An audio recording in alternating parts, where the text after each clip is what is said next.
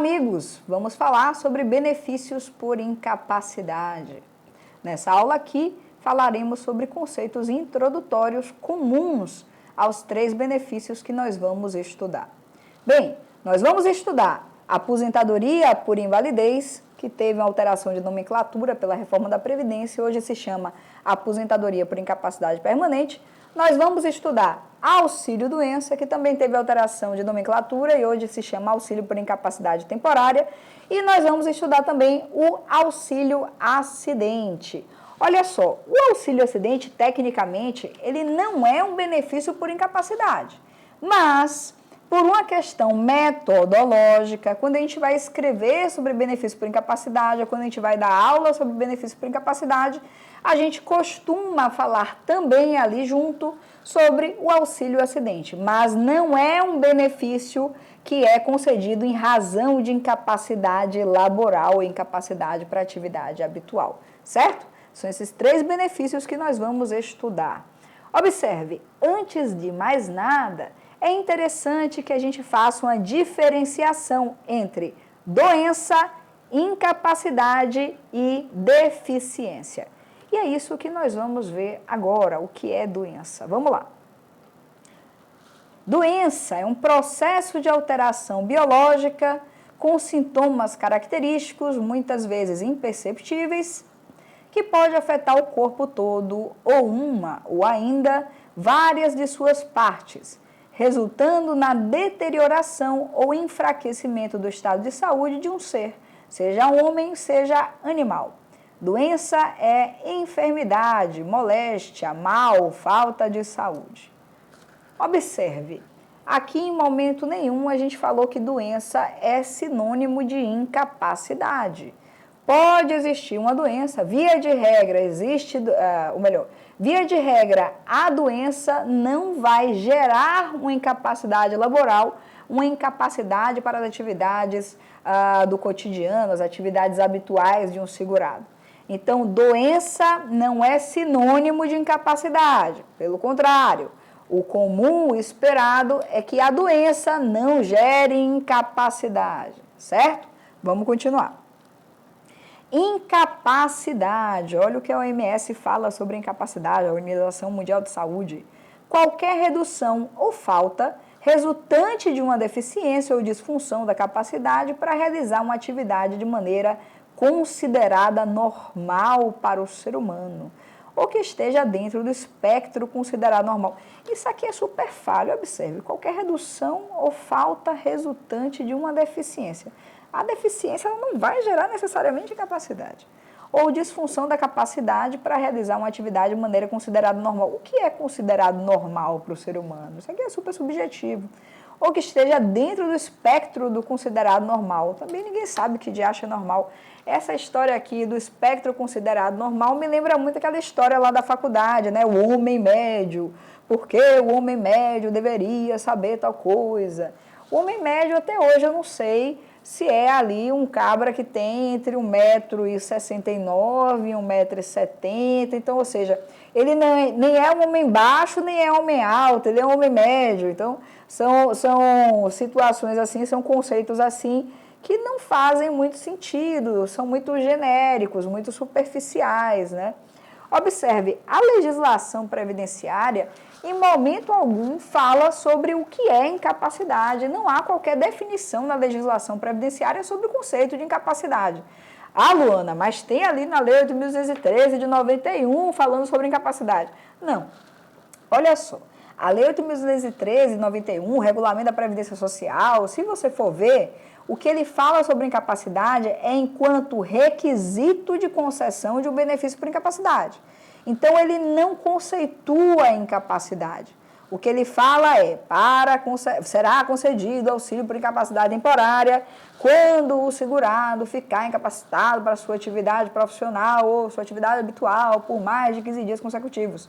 Igualmente, ele fala também nesse sentido, quando ali no artigo que fala sobre aposentadoria por incapacidade permanente.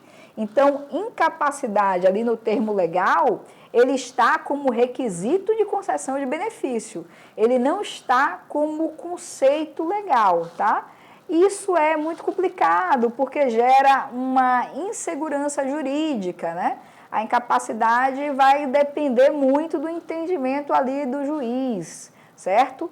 Bem, vamos ver o que é então deficiência. Deficiência é um impedimento de longo prazo, de natureza física, mental. Longo prazo aqui, aí a gente vai para o LOAS, que fala lá sobre deficiência e coloca longo prazo como um período de 2 anos. De natureza física, mental, intelectual ou sensorial, o qual, em interação com uma ou mais barreiras, pode obstruir sua participação plena e efetiva na sociedade em igualdade de condições com as demais barreiras, certo?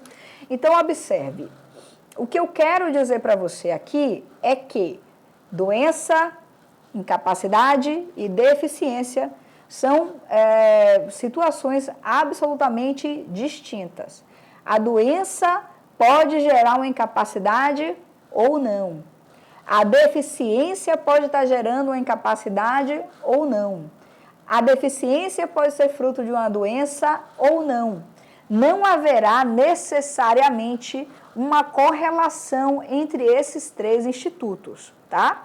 É por isso que é interessante destacar a alteração que houve na nomenclatura dos benefícios por incapacidade, quando você vê o auxílio-doença passou a se chamar auxílio por incapacidade temporária.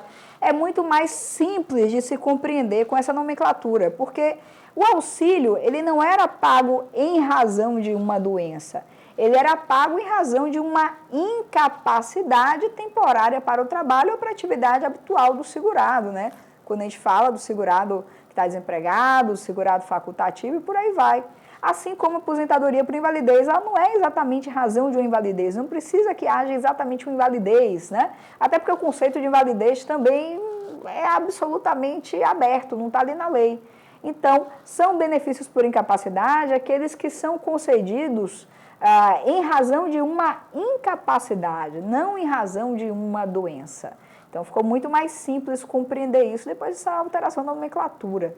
Logo, o fato de seu cliente te dizer que tem uma doença XYZ, ou o fato de um advogado perguntar se a doença tal gera direito a um benefício por incapacidade, não tem como saber só com base na doença. É sempre necessário observar de que maneira essa doença gera um acometimento da capacidade laboral desse segurado. Então, de que maneira aquela doença específica vai impedir, vai dificultar de uma maneira relevante a atividade habitual ou o exercício da atividade profissional daquele segurado.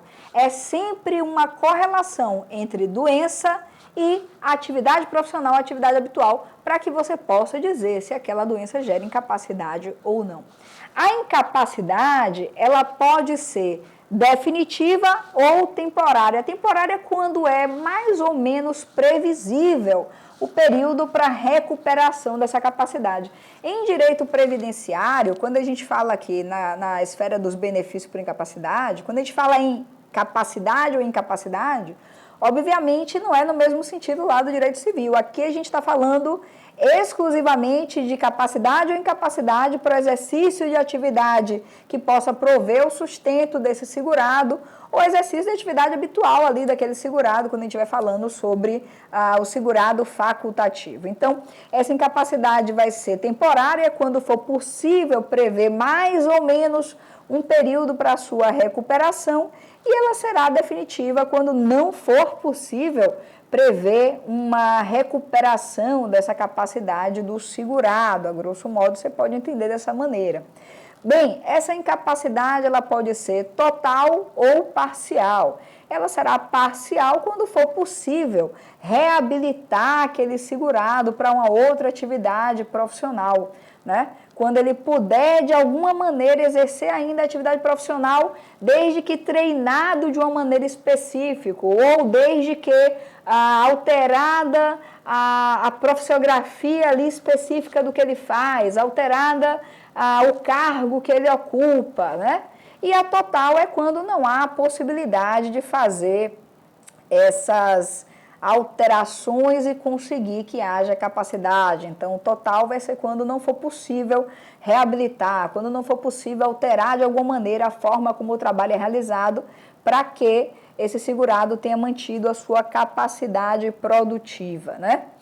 Bem, se ela é definitiva ou temporária, se ela é total ou parcial, sempre vai estar relacionado com qual é a atividade profissional que esse segurado desenvolve. Você, advogado, deve sempre analisar a questão da capacidade ou da incapacidade de acordo com a atividade profissional que o seu cliente desenvolve. Por isso é tão importante que você utilize a ficha de atendimento, que você analise a carteira de trabalho, que você analise o que o seu cliente explica sobre em que consiste a atividade profissional dele, porque uma coisa é a atividade que está na carteira de trabalho, outra coisa é a atividade que está no contra-cheque, e uma outra coisa bem diferente é como é que ocorre na realidade, né? Aqui para o previdenciário é igual ao direito de trabalho, é primazia da realidade, certo? Então é preciso que você escute de que maneira aquela atividade é desenvolvida. Então é preciso que você compreenda sobre profissiografia. Não é só o nome da profissão, até porque existem nomes de profissão que não querem dizer absolutamente nada, como por exemplo, serviços gerais. Serviços gerais pode ser desde a pessoa que trabalha na copa de uma empresa, servindo o cafezinho, passando o cafezinho, cuidando ali da copa, como pode ser também a pessoa que faz uma limpeza super pesada daquela empresa, que tem que subir escada para limpar vidro, tem que ficar agachada não sei quantas vezes por dia, tem que carregar coisas pesadas. Então, serviços gerais é um exemplo de um termo absolutamente genérico que não significa absolutamente nada. Então, é preciso que você compreenda o que é profissiografia e qual a profissiografia daquela atividade profissional exatamente, ou seja, como é realizado o que se diz que é realizado, de que maneira é realizado especificamente, certo? Bem, vamos cortar aqui e a gente volta no próximo bloco.